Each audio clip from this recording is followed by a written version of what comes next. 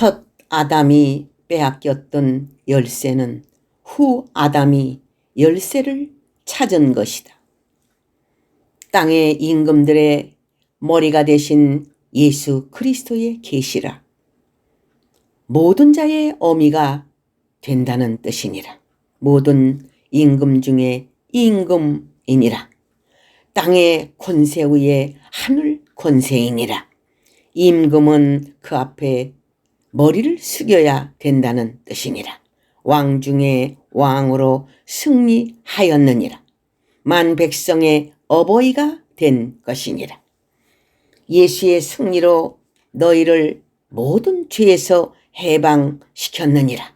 그 죄는 원죄와 자범죄이니라. 너희에게 은혜와 평강이 있기를 원하노라 하는 뜻은 모든 자들에게라는 뜻이니라. 너희들은 전부 하나님의 백성이 되어 은혜와 평강이 있기를 원한다는 뜻이니라. 그러므로 충성된 증인이 되라는 뜻이니라.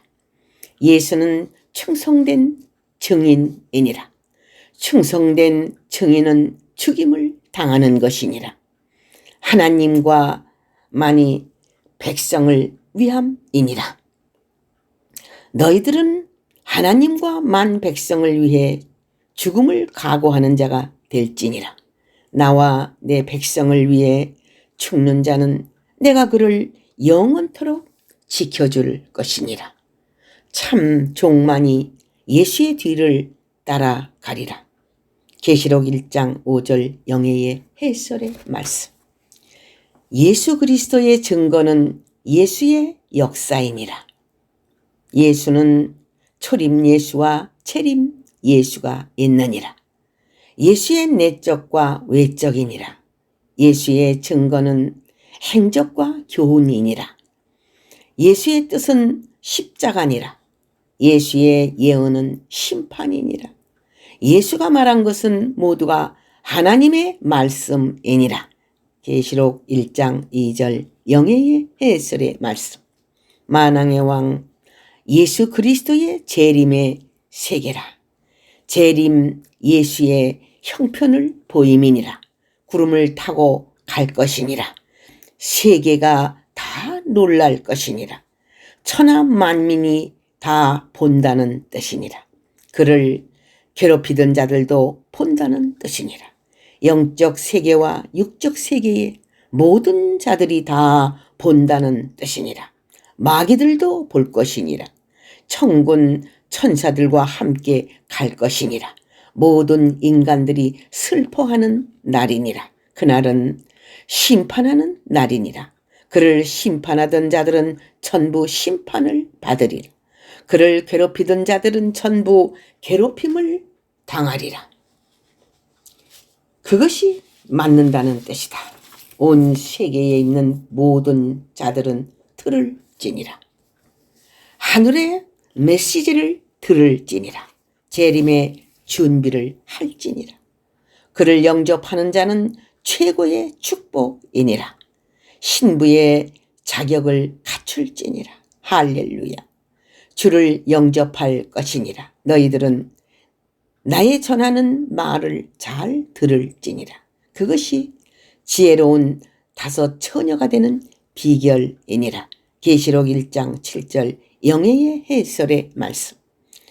하나님의 오른손에 있는 책은 하나님의 주권 안에 있으며 그 책은 하나님만이 뗄 수 있으며 오른손의 비밀은 7별의 비밀이며 하나님의 세계와 지옥의 세계와 지구에 대한 미래의 세계를 햇빛같이 밝히는 진리의 역사이다.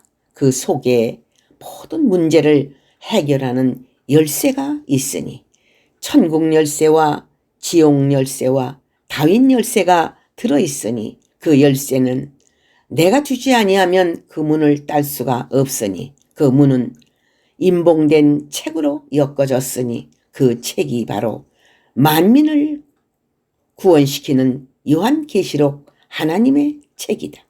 이 책에 인을 뗄 자가 있다는 것은 인류의 소망이며 유다지파의 사자 다윗의 뿌리가 이기어서 이 책과 7인을 뗀다는 것은 다윗의 자손이며 뿌리되는 예수 그리스도로 말미암아 다윗의 열쇠를 가지고 모든 주권을 하나님께서 주시는 것이다. 예수만이 심판과 구원의 주권이 있으며 예수만이 하나님께로 모든 권세를 받을 자격이 있는 것이다.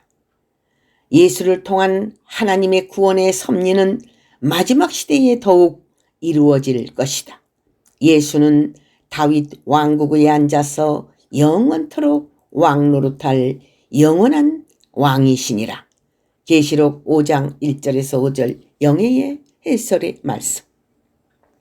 만왕의 왕 예수 그리스도의 세계는 책을 받는 데서부터 시작하여 전 세계에 복음이 전파하며 왕 대신 예수님의 뜻이 전달되는 것이다.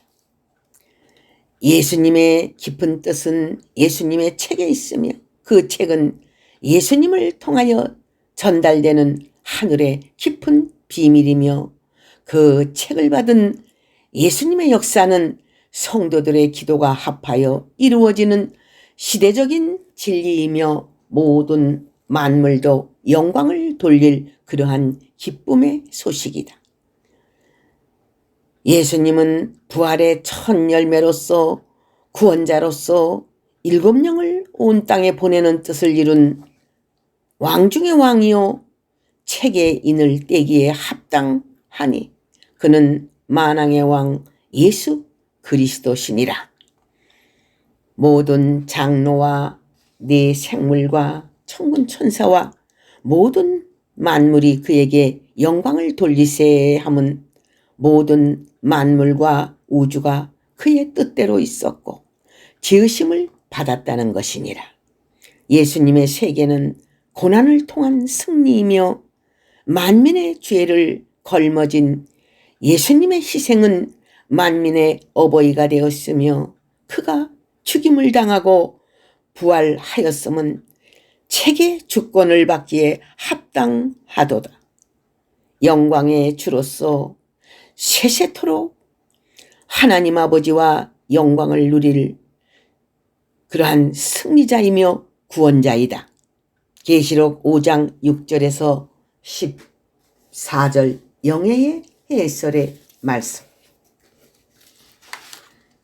예수님은 큰 권능을 행하신 하나님의 아들로서 흰옷의 권능인 초자연적인 기적을 수많은 행적으로 남겼다. 그의 활은 큰 권능의 활이며 말씀의 활이며 생명의 활이다. 활을 잡고 있음은 승리를 상징하고 그 승리는 왕권으로 계속 계승되는 완전 주권을 받은 하늘의 사자이다. 예수님의 역사는 완전 승리며 완전 열매며 완전 정립시키는 완전 통치의 역사이다. 면류관은 영원한 승리이며 또 그 승리는 계속해서 승리하는 이기고 또 이기려는 구약과 신약의 완전 승리이다. 다시 말하면 알파와 오메가의 승리를 뜻한다. 계시록 6장 2절 영예의 해설의 말씀. 만왕의 왕 예수 그리스도의 모습은 전에 예수의 모습과 틀리느니라. 사랑의 모습과 공의의 모습이 틀린 것 같이 틀리느니라. 예수님은 이제 죽은 자가 아니라 산 자니라. 예수와 만남은 산 자가 되는 것이니라. 예수님은 사망과 음부의 열쇠를 가졌느니라. 마귀의 열쇠를 빼앗았다는 뜻이니라. 지옥의 열쇠를 쥔 자는 예수이니라. 예수님이 마귀를 심판하는 것이니라. 첫 아담이 빼앗겼던 열쇠는 후 아담이 열쇠를 찾은 것이니라. 예수님은 영원토록 왕노릇할 것이니라. 예수님의 권세가 땅끝까지 미쳤느니라. 예수님은 만왕의 왕으로 승리한 자니라. 예수님의 오른손은 천하의 모든 자들에게 얹어줄 수 있느니라. 그 오른손은 7뼈를 붙잡고 있는 오른손이니라. 계시록 1장 17절에서 19절 영예의 해설의 말씀. 마지막 시대의 두 증인의 시대는 청량하는 역사가 일어나되 전 세계를 청량하되 믿는 자들을 청량하는 청량의 역사가 일어난다. 지팡이 같은 갈대는 요한 계시록의 말씀이다. 전 세계를 청량하는 역사는 말씀의 갈대를 통하여 청량하되 능력의 지팡이를 사용하여 좌우를 가르는 역사이다. 염소와 양이 말씀대로 갈라지되 말씀을 들음으로 양은 아멘 하며 염소는 대적하는 일이 있게 된다. 그러므로 성전과 제단 안에서 경배하는 자들 중에 알곡과 쭉정이가 있게 되니 미련한 5 처녀와 지혜로운 5 처녀가 성전 안에 있게 되어 쭉정이는 미련한 5 처녀와 하나가 되고 알곡은 지혜로운 5 처녀와 하나가 되니 마지막 시대는 청량하는 시대이니라. 계시록 11장 1절 영예의 해설의 말씀. 7째 천사가 나팔을 불면 예수 그리스도가 왕노릇하는 나라가 이루어진다. 하나님은 전에도 계시고 지금도 계시고 장차 큰 권능으로 땅에 있는 모든 자들을 심판하여 성경을 이루는 언약궤로 하나님의 뜻을 이루시되 하나님의 영광의 나라를 예수님을 통하여 모든 것을 이루신다. 하나님은 때를 통하여 성경을 이루시는 분이시니 때가 되면 무한한 영광으로 강림하시어 알파와 오메가의 하나님을 천하만방에 보이시어 하나님 나라가 이루어지는 것을 알게 하신다. 하늘에 있는 모든 자들이 전능하신 하나님께 영광을 돌림은 모든 구원받은 자들이 하나님의 은혜로 되며 악인이 심판을 받게 되면 심판의 하나님으로 공의를 행하신 상선벌악의 하나님을 보이십니다. 모든 영광을 하나님께 돌릴지어다. 계시록 11장 15절에서 19절 영예의 해설의 말씀. 마지막 시대에 해 입은 여자는 일어나 빛을 발하는 교회니라.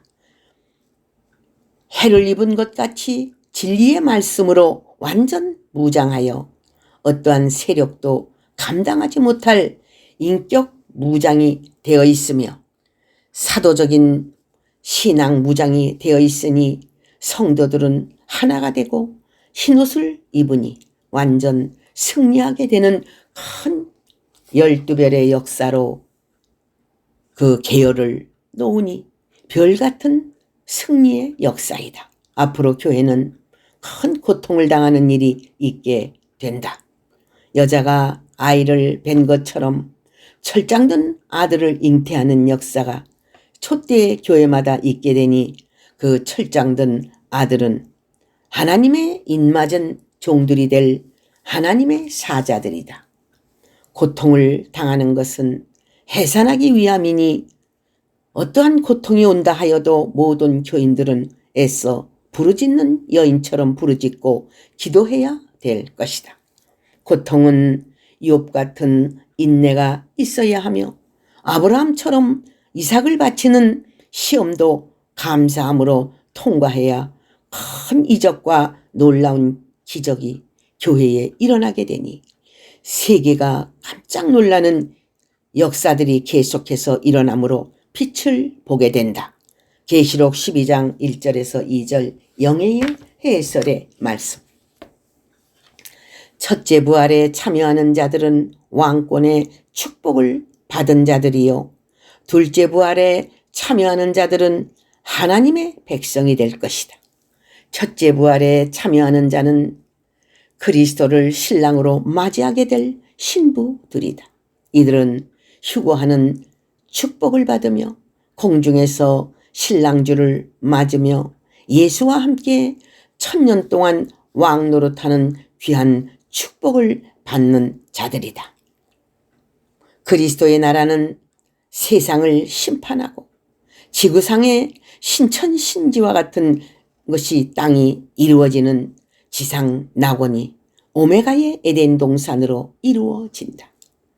빼앗겼던 에덴을 다시 찾는 것이며 하나님의 뜻이 아들 예수님을 통하여 이루어지는 것이다.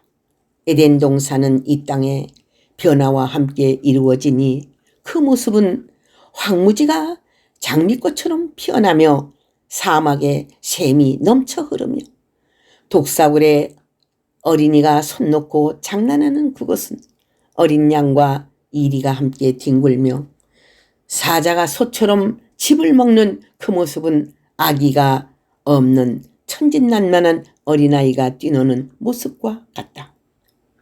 천년 새시대는 마지막 시대에 사는 인간들보다 몇천 배, 만 배 더 좋은 환경과 낙원에서 병들지 않고 죽지 않고 늙지 않고 울지 않고 고통당하지 않으며 악이 없는 그곳 생활은 천국과 같은 생활이다. 그것은 불심판 후 모든 땅이 변한다. 천년 왕국의 시작은 대기적과 변화로 모든 물들은 수정 바다처럼 변하며 모든 집들은 최고의 좋은 재료로 건축을 시작하며 이 땅에는 수많은 과일들이 줄비하게 솟아나며 모든 산에는 동물들과 산새소리에 기저귀는 소리가 금고문고 타는 소리처럼 들릴 것이다. 바다의 모든 자원과 모래 속에 감추어 놓은 보화와 얼음 속에 감추어 놓은 숨은 보물들은 그때에 쓰여질 것이다.